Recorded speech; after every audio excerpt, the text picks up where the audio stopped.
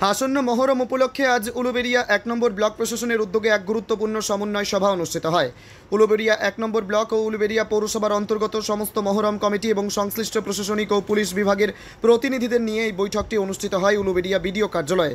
সভায় উপস্থিত ছিলেন উলুবেড়িয়া ১ নম্বর ব্লকের বিডিও এইচ.এম. রিয়াজুল হক, উলুবেড়িয়া পৌরসভার মাননীয় chairman Abhay Kumar Das, vice chairman Sheikh Enamur Rahman, CIC Sheikh Akbar, SDPO Shubham Yadav, panchayat সমিতির সভাপতি অতীন্দ্র শেখর প্রামাণিক, উলুবেড়িয়া থানার আইসি সঞ্জয় রায়, জেলা ইমাম আয়ুব আলী, বিভিন্ন কর্মাধ্যক্ষ, বিভিন্ন দপ্তরের আধিকারিকগণ এবং এলাকার সমস্ত মহরম কমিটির খলিফাগণ।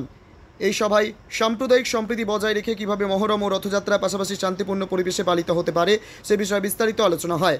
বৈঠকে সকলের মতামতের ভিত্তিতে সিদ্ধান্ত নেওয়া হয় মহরমের তাজিয়া শোভাযাত্রার সময় কোনোভাবেই ডিজে ব্যবহার করা যাবে না। তাছাড়াও শোভাযাত্রার নির্ধারিত পথ যাতে নির্বিঘ্ন ও নিরাপদ থাকে সে বিষয়ে প্রশাসনের পক্ষ থেকে একাধিক গুরুত্বপূর্ণ সিদ্ধান্ত নেওয়া হয়। এ বিষয়ে কি বলেছেন শুনব। জঙ্গিপুর থেকে তরিকুল শেখের রিপোর্ট, জঙ্গিপুর টিভি।